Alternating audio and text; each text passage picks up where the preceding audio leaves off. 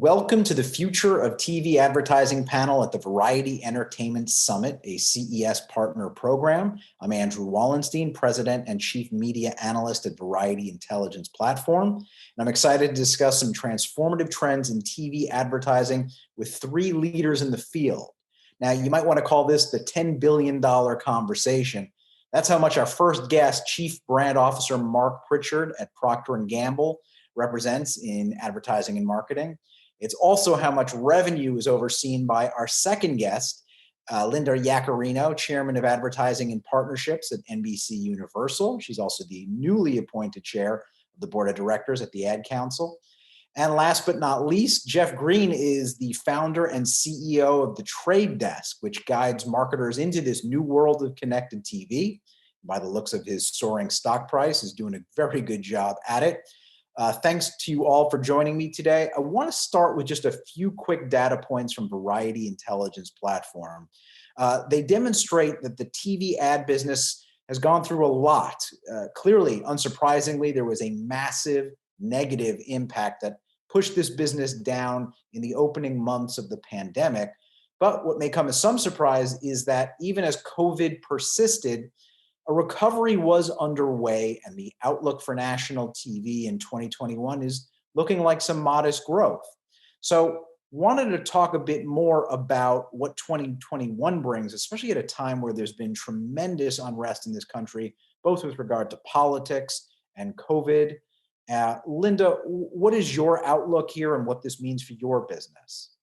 Well, I think that the trends in the change of businesses is something that I think everyone on this panel would agree. And first of all, I'd like to thank you for having me here today. I'll try to keep up with my two panel mates. They're tough acts to follow. But I think all of us share this common notion, which is our businesses will never be the same again. Consumers' behavior has changed at its core, and our mindset has changed at its core. But also what our panel has in common is a vision of where the overall marketplace is going. And that is what we come together and we share moving forward. So the trends, I think, even in the unpredictable nature of the world that we're living in, even early days of 21, there's a sense of hope and optimism with vaccines on the horizon, with the hope that come springtime we'll be able to be liberated from a lot of the lockdowns. But I think, for NBCU, it's become a time of almost a reaffirmation of the importance of what our business is, of what our company does, and our obligation to consumers. Because in moments of uncertainty, our consumers rely on us for information. We're the most trusted news brand in this country. And actually, during the whole pandemic, one of the first things we found out is that they actually turned to us for comfort.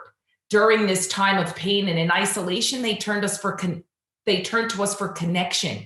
And that is something I spent a lot of time, particularly in the early days of the pandemic, talking to Marc about, and how could we partner together, putting, business plan and budgets aside, for have NBCU and Procter Gamble come together to bring comfort and connection to our collective consumer was of paramount importance.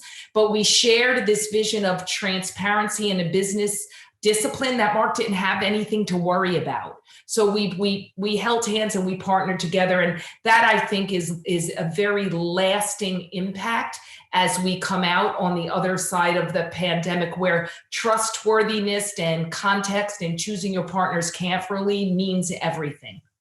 Marc, what's your perspective here?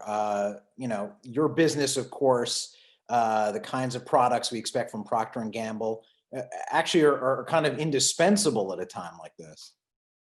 Yeah, and Andy, and thanks again for having me here. And it's great to be with Linda and Jeff, who I just deeply admire and respect and love as partners. So you're right. Right now, our products are products that people really need. Now, even going into the pandemic, they needed cleaning, health, and hygiene products, but obviously the pandemic elevated and heightened the needs and expectations for consumers, particularly as they spend more time at home. So there's a lot of extra jobs to be done and needs in that front. And Linda said something I think really important, which is that people trust our brands.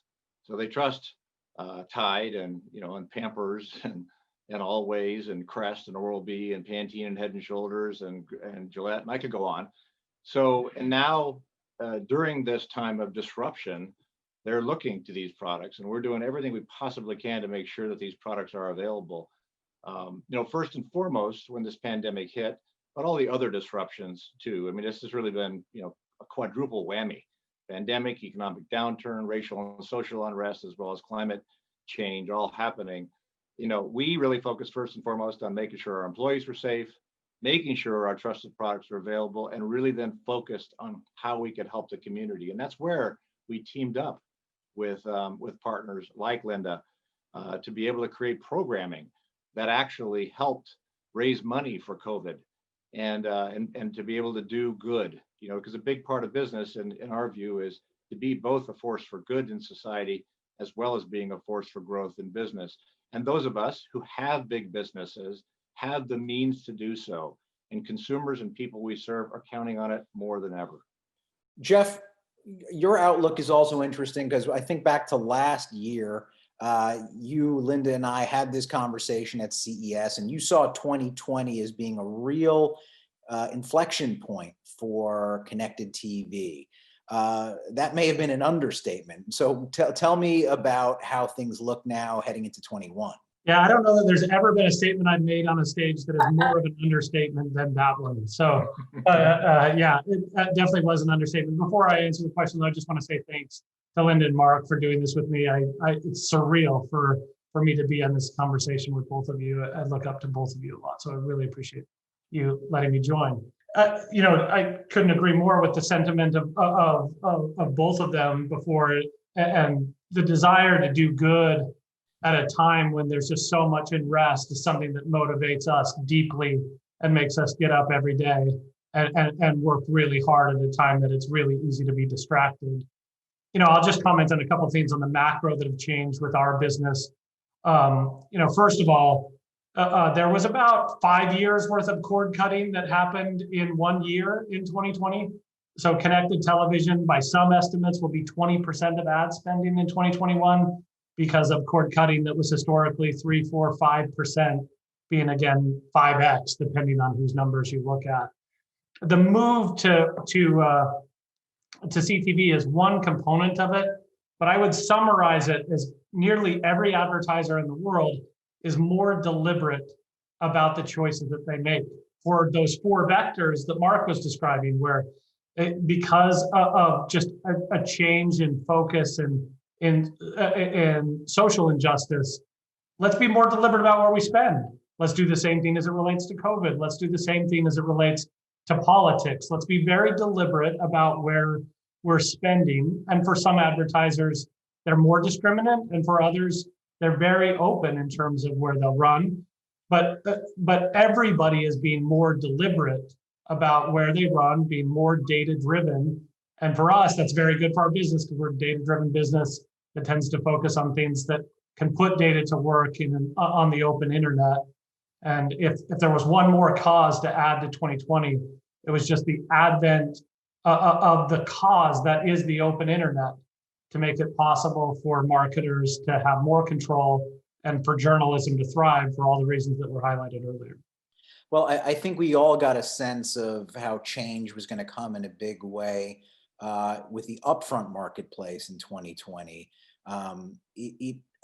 Getting back to you, Linda, how in retrospect did this market play out this year, and what does it portend for change to come? Well, I have to tell you, I want to connect a little bit to something that Jeff said about being more deliberate, because I think that was a growing trend during the upfront. And yes, the understatement of the century. I don't think him or I are known for understating anything, but Lord knows we did on that panel.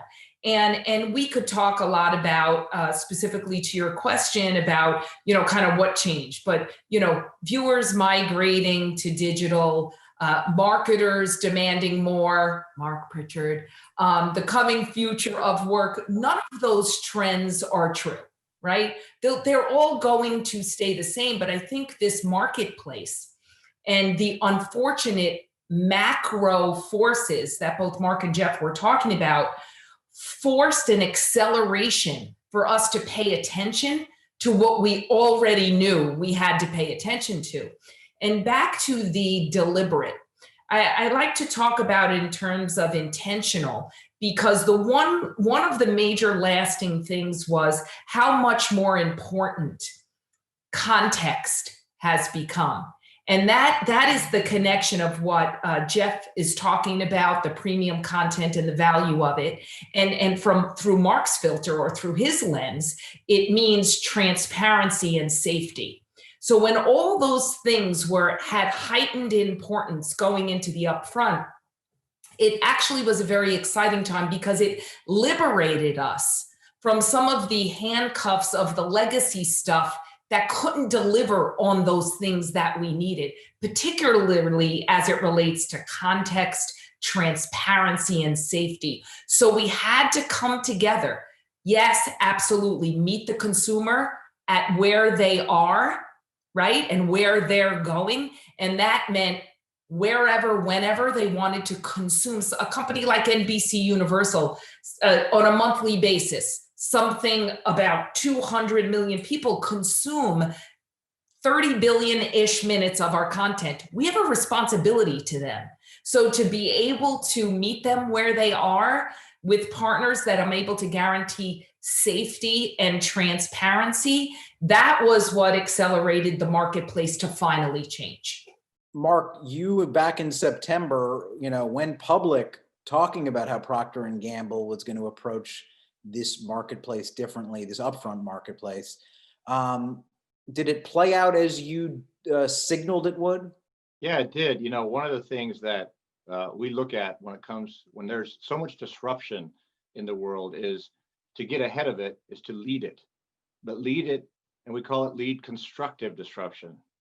Constructively disrupting means doing it in such a way that creates value and creates growth and value for all.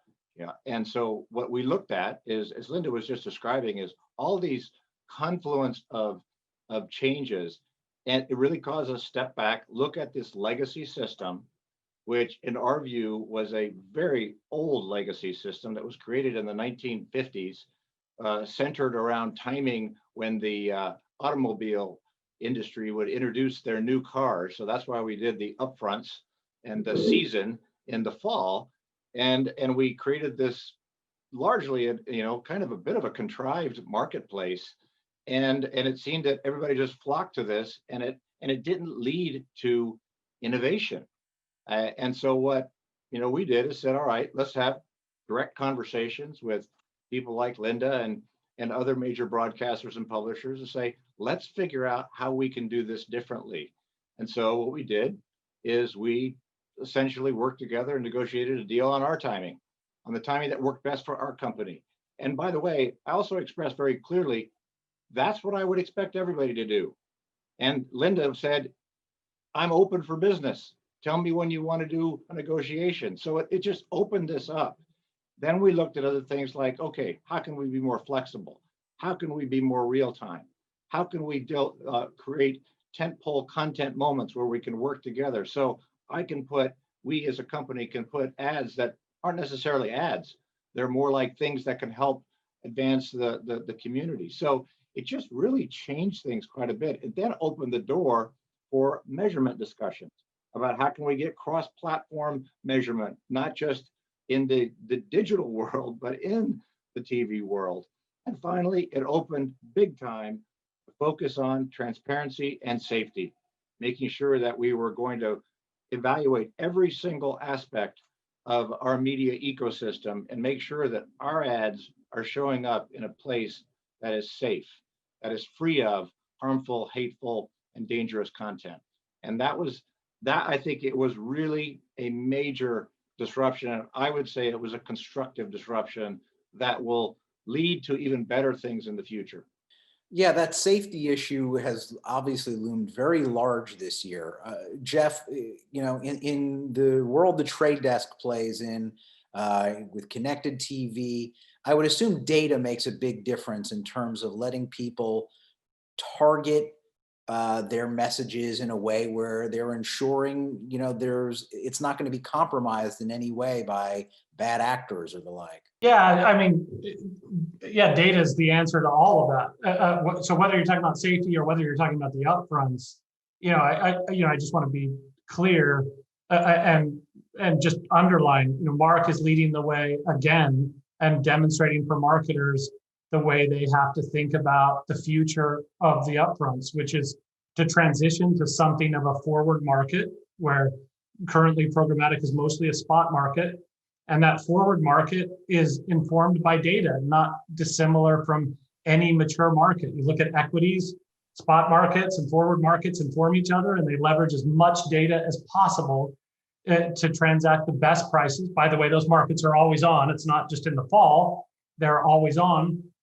But that same data is what is being used to say, I need to avoid this content, or I need to be more discriminant of UGC or user-generated content so that a marketer can avoid putting their brand, which is sacred and important to protect, against something that they don't want to support. And on that vector, we've seen marketers get more deliberate than they've ever been in 2020. And it's a really important moment because of the advent of CTV. They also have more digital choices than they've ever had. So it's not just the desire to be more deliberate and in some cases discriminate against content that they don't want to be against, but to also have the choices to do it. Those two things have worked together to empower marketers in a way that they've never been before. And it's going to transform that upfront into a forward market. And it's going to make marketers and publishers better. If I could just add a point on that, Andy, what Jeff is describing is the inevitable future, which is that all advertising and media will become some form of digital, some form of programmatic, data-driven, and automated, which then will enable us all to define the audiences that we want to reach, define what kind of programming we want our brands to be associated with, and then be able to allow that to happen.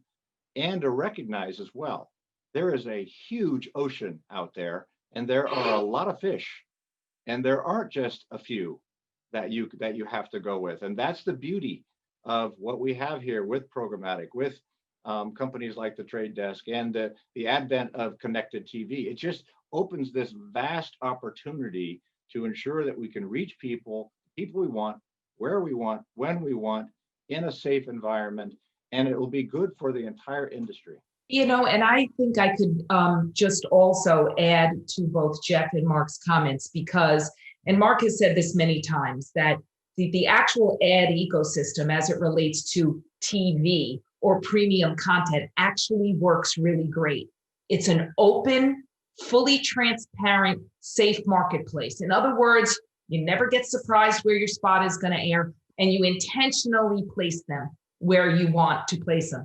It's also been a really big challenge for big companies like NBC over the years to be compared to the, let's call them tech platforms, so capable in the data-driven world, or as I say, counting stuff.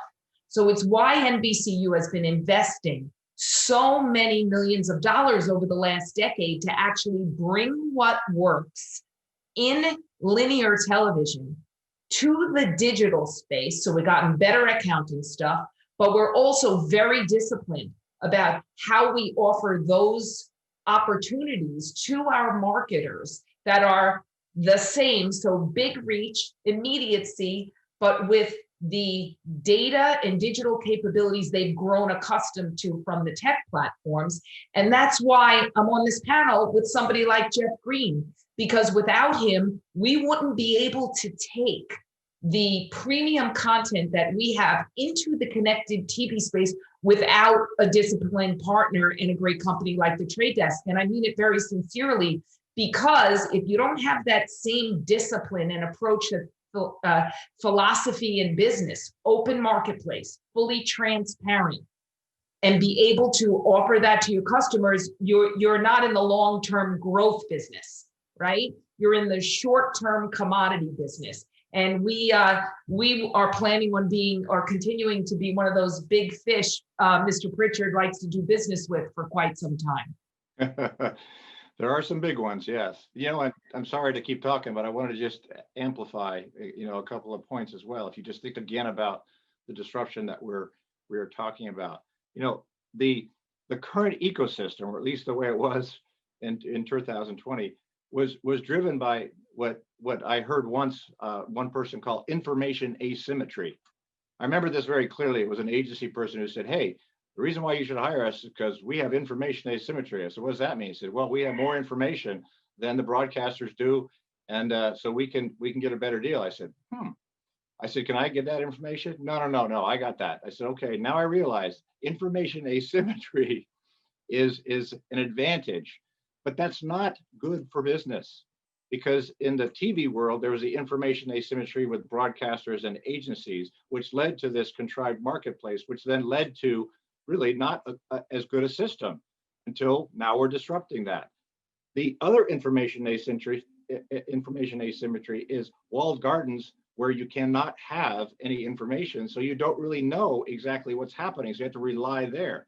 None of those are good. The future looks like what we're talking about, which is, we as a marketer, we have information, we have data, we get our connections to first-party data as well as other data signals.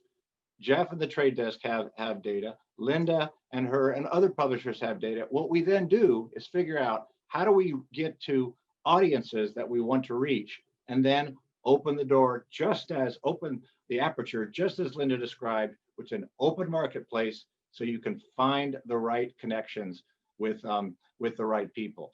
That then turns into a media world that is a responsible media supply chain, that is openly transparent, data-driven, and centered on making the experience good for the consumer. Jeff, what else do you see as sort of the disadvantages of the walled garden approach? Because it's not just about asymmetry, is it?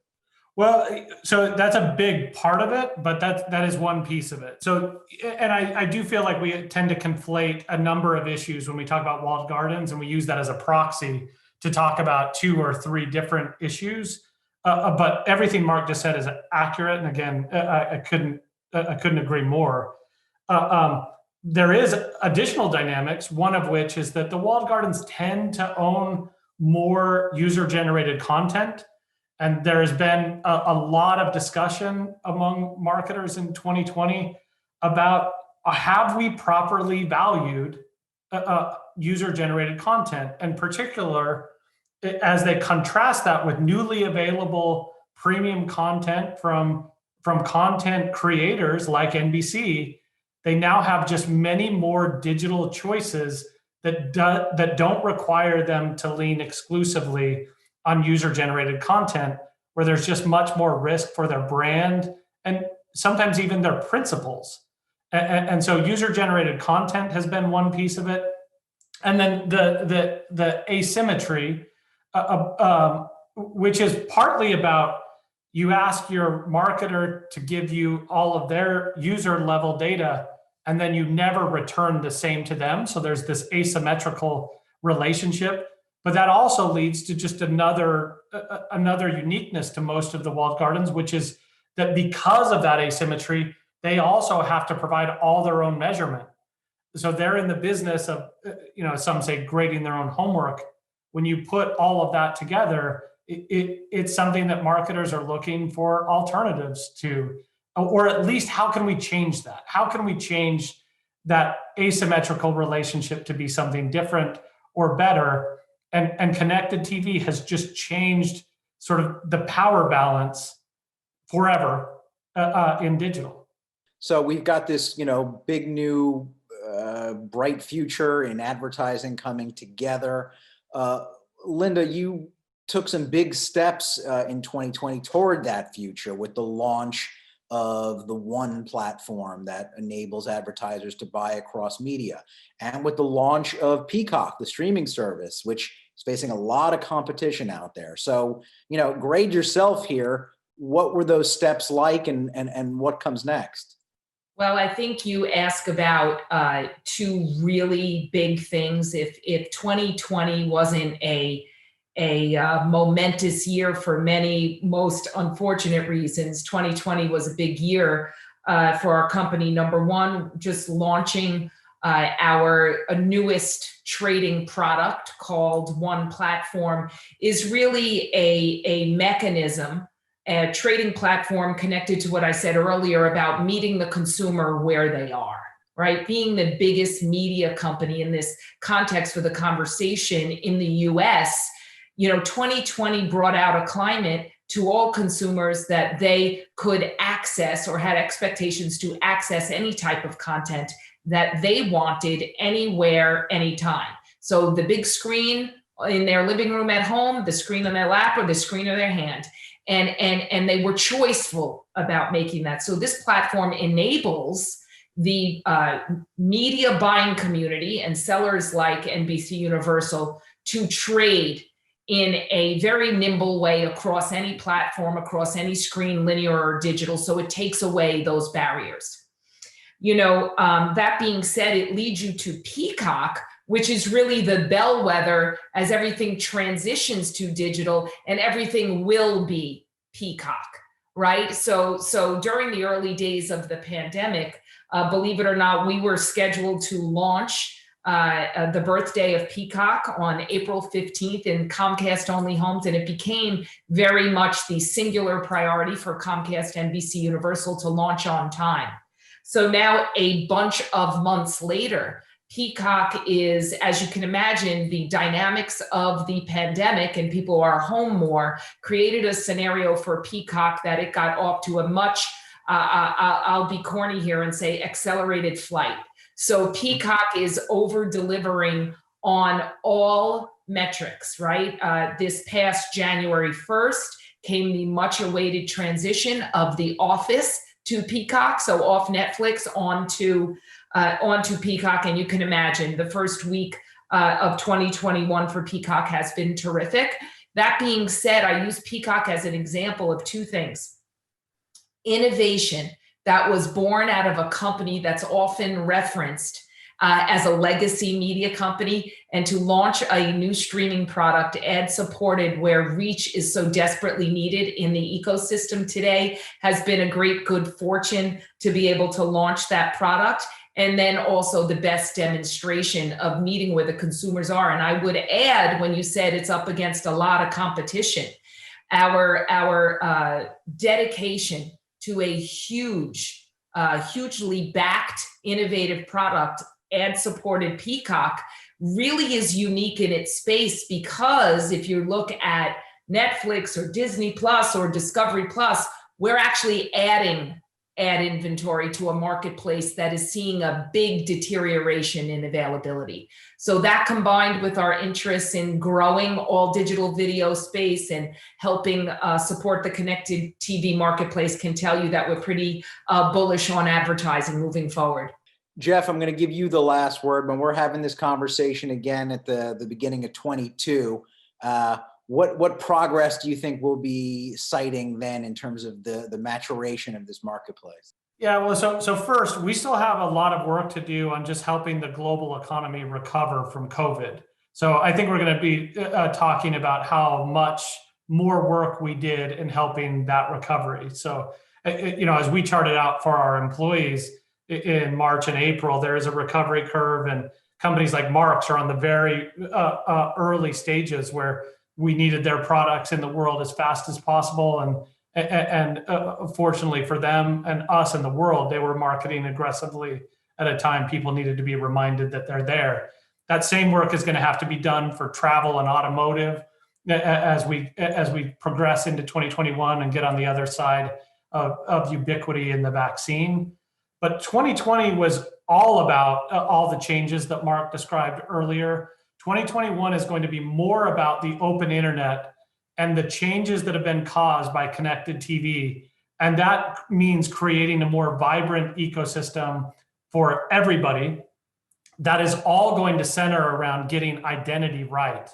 And it's why my obsession for this year is centered around Unified ID 2.0, making certain that content owners that are trying to monetize, like Linda is, can do so with the very best targeting possible, so that Marc can get more out of a single dollar and Linda can keep CPMs high so that she can afford to keep making amazing content. And if in that environment, the consumer wins, and so does everybody on this call. Well, I want to thank you all for sharing your insights today. And for those watching, stay tuned for another session from the Variety Entertainment Summit, a CES partner program. Thanks again.